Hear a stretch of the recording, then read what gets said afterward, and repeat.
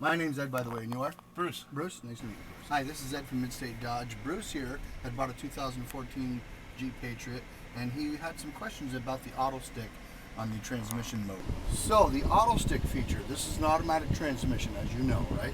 So, as you put your foot on the brake, you bring it down in drive, and on here, it shows up that you're in the drive gear. Yep. So, you're fully automatic. It's going to shift what gear you need for whatever speed that you're doing, okay?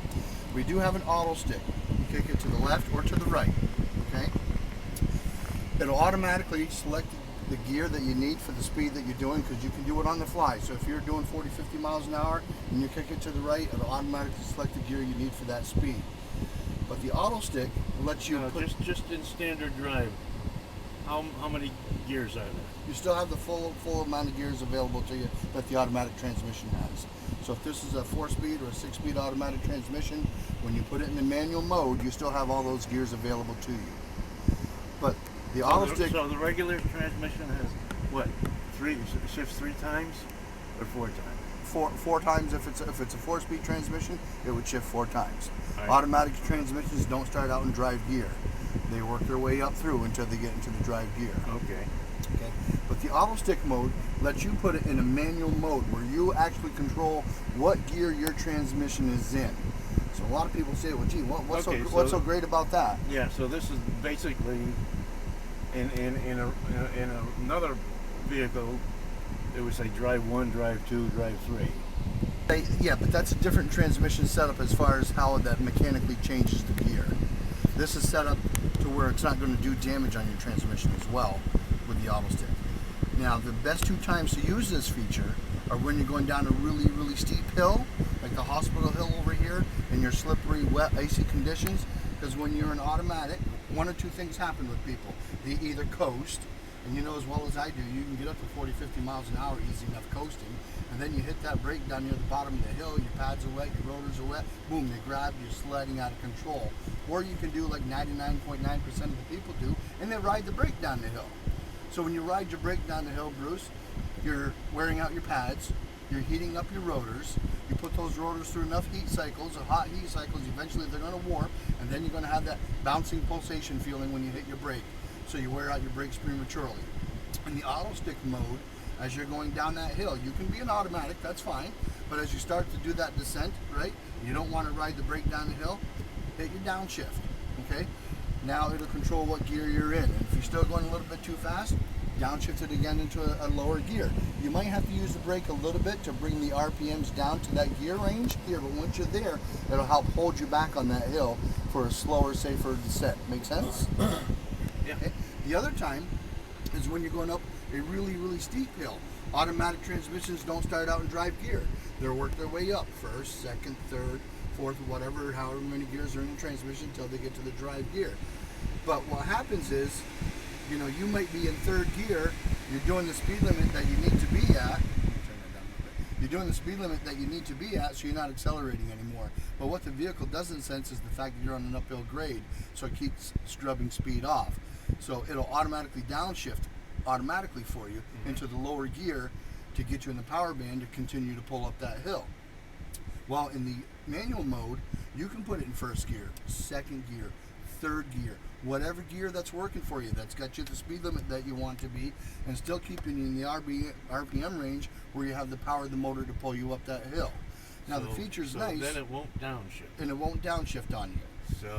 So what you do is you're saving wear and tear on your transmission. Transmissions have moving parts. Not only that, but if you're going up a snowy grade and the traction is marginal and an automatic transmission downshifts, you're lost. This you can hold it. Sure, you can use it for that purpose as well. Yep. And so, like I said, transmissions have moving parts. Yeah. So they feel with this Autostick, right, the transmission will have a longer life wear because you're allowing the transmission not to work not to make as many more shifts than it needs to. Does that make sense to you?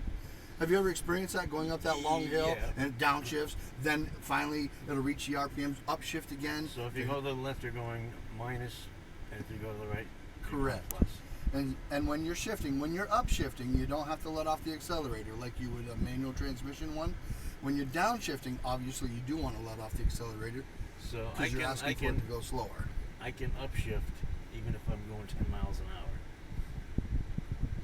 Right. but you want to have the right gear for the speed and the RPMs. Yeah.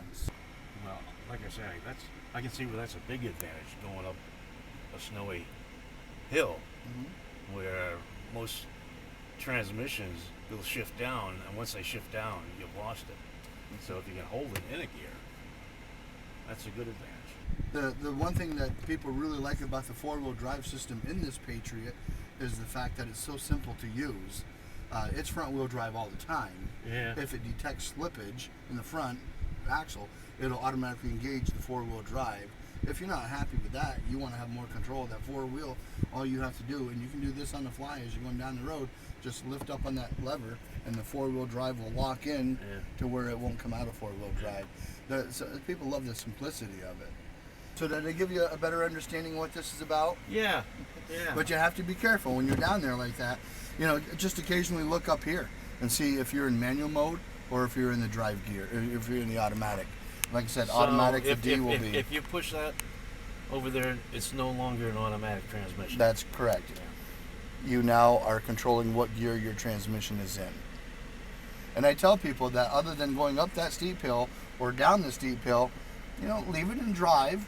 It's designed to shift at the optimal time to give you your best fuel mileage, unless you just like shifting. If you like shifting, then obviously you can. So, and remember, when you upshift, you don't have to let off the gas. When you downshift, obviously you want to let off the gas because you're asking it to go slow. Do you have a better understanding of what that's about now? I understand it now. Okay. Yeah. So and do you see the advantage on the hills? Yeah. Okay. Yeah. No, that's great. Pay real close attention to what you got going on try here. that, yeah. Your D will have the square around it. If you've inadvertently hit this lever or whatever, it'll show a gear in the box to the right of the D, and you'll know that you're in a manual mode. I got to explain that to the owner too. Okay. All right. Anything else, sir? No. And now, do you know that you have the steering wheel mounted audio controls in the back side of the steering wheel? Do you have that on yours? I have no idea. Okay. If you do, there's 3 positions, up, down, and a little nub that sticks out in the middle. On the right-hand side, at the 3 o'clock position, you can control your volume on your radio, up or down. And the middle nub will change your band from AM, FM to satellite. Okay.